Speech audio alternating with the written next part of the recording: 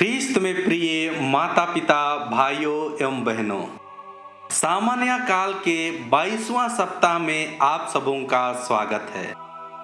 आज के तीनों पाठ हमें एक गहरे प्रश्न के सामने खड़ा करते हैं। क्या हम सच में यीशु मसीह का अनुसरण करना चाहते हैं या केवल तब तक जब तक रास्ता आसान है? एक बार एक युवक अपने जीवन की कठिनाइयों से बहुत परेशान होकर संत के पास गया। उसने कहा, स्वामी जी, मैं बहुत थक गया हूं, मेरी समस्याएं खत्म नहीं होती, मुझे लगता है मेरा क्रूस बहुत भारी है। संत ने एक कमरे में ले गए। वहां बहुत सारे क्रूस रखे हुए थे, कुछ छोटे, कुछ बड़े और कुछ बहुत भारी। संत ने कहा, तुम अपना क्रूस यहां रख दो और इनमें से कोई दूसरा क्रूस चुन लो। युवक ने एक एक करके सारे क्रूस उठाकर देखे। कुछ बहुत भारी थे, कुछ असुविधाजनक थे। अंत में उसे छोटा क्रूस दिखाई दिया। उसने कहा, स्वामी जी, मैं यही क्रूस ले लूंगा, यह बहुत हल्का है। संत मुस्कुराए और बोले, बेटा, यही तो तुम्हारा अपना क्रूस है जिसे तुम अभी थोड़ी देर पहले लेकर आए थे। युवक कुछ क्षण चुप रहा। उसे समझ आया कि ईश्वर ने उसके जीवन के लिए जो क्रूस दिया है वही उसके लिए सबसे उपयुक्त है। ख्रीस्त में प्रिय माता पिता भाइयों एवं बहनों, हम भी अक्सर अपने जीवन के क्रूस से भागना चाहते हैं। हम सोचते हैं, काश मेरी परिस्थिति अलग होती, काश मेरे परिवार में यह समस्या न होती, काश मेरे जीवन में यह दुख ना आता। लेकिन आज के सुसमाचार में यीशु कहते हैं, जो मेरा अनुसरण करना चाहता है वह आत्म त्याग करे और अपना क्रूस उठाकर मेरे पीछे हो ले। संत मत्ती अध्याय 16 वचन संख्या 24। यीशु यह नहीं कहते हैं क्रूस से बचो, वे कहते हैं क्रूस उठाओ और मेरे पीछे चलो। आज के सुसमाचार में यीशु पहली बार अपने शिष्यों को बताते हैं कि उन्हें यरूशलेम जाना होगा, बहुत दुख उठाना होगा, मारे जाना होगा और तीसरे दिन जी उठना होगा। पेतरुस यह सुनकर यीशु को अलग ले जाते हैं और कहते हैं, ईश्वर ऐसा ना करे, प्रभु यह आप पर कभी नहीं बीतेगी। पेतरुस यीशु से प्रेम करता था, उसकी बात में प्रेम था, लेकिन उसकी सोच ईश्वर की योजना से अलग थी। पेतरुस चाहता था महिमा, लेकिन क्रूस के बिना, विजय लेकिन दुख के बिना, पुनरुत्थान लेकिन बलिदान के बिना। और यही हमारी भी समस्या है। हम चाहते हैं कि जीवन में आशीर्वाद हो, लेकिन परीक्षा ना हो। हम चाहते हैं सफलता, लेकिन संघर्ष ना हो।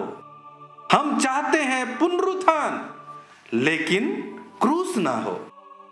लेकिन यीशु का मार्ग हमें सिखाता है, क्रूस के बिना पुनरुत्थान नहीं, बलिदान के बिना सच्चा प्रेम नहीं और आत्म समर्पण के बिना सच्चा शिष्यत्व नहीं। यीशु पेतरुस से कहते हैं, हट जाओ शैतान, तुम मेरे रास्ते में बाधा बन रहे हो। यहां ध्यान देने वाली बात यह है कि यीशु हम सबसे कहते हैं, अपना क्रूस उठाकर मेरे पीछे हो ले, उनके आगे नहीं। क्योंकि जब हम यीशु के आगे चलने लगते हैं तो हम चाहते हैं कि यीशु हमारी इच्छा के अनुसार चलें। हम कहते हैं, प्रभु ऐसा ही होना चाहिए। प्रभु यह समस्या अभी खत्म होनी चाहिए। प्रभु इस व्यक्ति को बदल दीजिए। प्रभु मेरी योजना पूरी कर दीजिए। लेकिन शिष्यत्व का अर्थ है प्रभु मेरी नहीं आपकी इच्छा पूरी हो। जब हम यीशु के पीछे चलते हैं तो हमें हर मोड़ पहले से दिखाई नहीं देता, लेकिन हमें यह विश्वास होता है कि जिसके पीछे हम चल रहे हैं वह सही मार्ग जानता है। पहले पाठ में हम नबी यिर्मयाह को बहुत मानवीय रूप में देखते हैं। वह ईश्वर से शिकायत करता है। वह कहता है कि वह थक गया है, लेकिन फिर भी ईश्वर के वचन को अपने भीतर रोक नहीं पाता। वह कहता है कि ईश्वर का वचन उसके भीतर धधकती हुई आग की तरह है। कितना सुंदर चित्र है। नबी यिर्मयाह कहना चाहता है अब मैं नहीं बोलूंगा, लेकिन भीतर से आवाज आती है तुम चुप नहीं रह सकते। क्योंकि जब ईश्वर का वचन हमारे हृदय में सचमुच जीवित होता है तो कठिनाइयां हमें ईश्वर से दूर नहीं करती, बल्कि हमें और गहराई से उसके पास ले जाती है। हमारे जीवन में भी ऐसे क्षण आते हैं। कभी कभी हम कहते हैं प्रभु अब मुझसे नहीं होता, प्रभु मैं बहुत थक गया हूं, प्रभु मैं आपके लिए इतना किया फिर भी मेरे साथ ऐसा क्यों। लेकिन शायद उसी क्षण ईश्वर हमसे कहते हैं डरो मत, मैं तुम्हारे साथ हूं। तुम्हारा क्रूस तुम्हारी कहानी का अंत नहीं है। दूसरे पाठ में संत पौलुस कहते हैं आप मन तथा हृदय से उसकी उपासना करें और एक जीवंत पवित्र तथा सुग्रह बलि के रूप में अपने को ईश्वर के प्रति समर्पित करें। यहां जीवंत बलि बहुत महत्वपूर्ण शब्द है। ईश्वर केवल हमारी प्रार्थना नहीं चाहता, वह केवल हमारे होठों की आराधना नहीं चाहता, वह चाहता है कि हमारा पूरा जीवन उसकी आराधना बन जाए।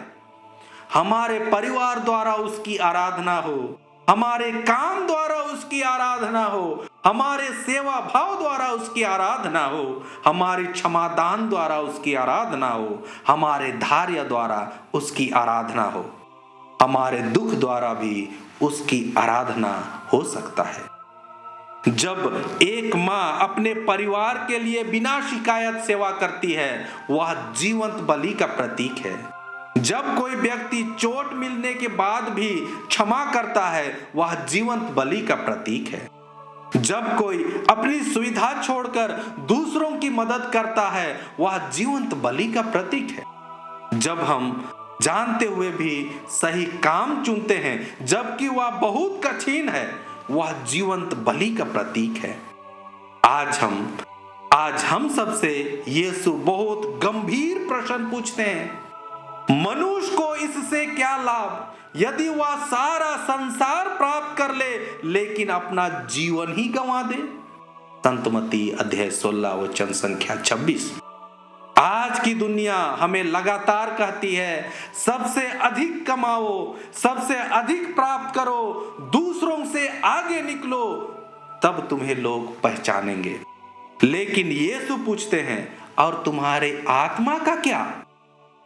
हम अपने शरीर की देखभाल करते हैं, हम अपने भविष्य की चिंता करते हैं, अपने घर की चिंता करते हैं, अपने बच्चों की शिक्षा की चिंता करते हैं, लेकिन क्या हम अपने आत्मा की चिंता करते हैं? क्या हम रोज कुछ समय ईश्वर को देते हैं? क्या हमने किसी को क्षमा किया है? क्या हमने किसी एक पाप को छोड़ने का पूर्ण रूप से निर्णय लिया है? क्या हमारे जीवन में ईश्वर की इच्छा हमारी इच्छा से बड़ी है? क्योंकि अंत में हमारा मूल्य इस बात से तय नहीं होगी कि हमने कितना जमा किया, लेकिन इस बात से होगा कि हमने कितना प्रेम किया और कितना अपने आप को ईश्वर को दिया। इसलिए आइए हम आज पूरे विश्वास के साथ कहें, हे प्रभु, मैं आपके पीछे चलना चाहता हूं, चाहे रास्ता आसान हो या कठिन, चाहे क्रूस हल्का हो या भारी, क्योंकि मुझे विश्वास है कि जहां आप हैं वहीं मेरा जीवन, मेरी आशा और मेरा पुनरुत्थान है। आमीन।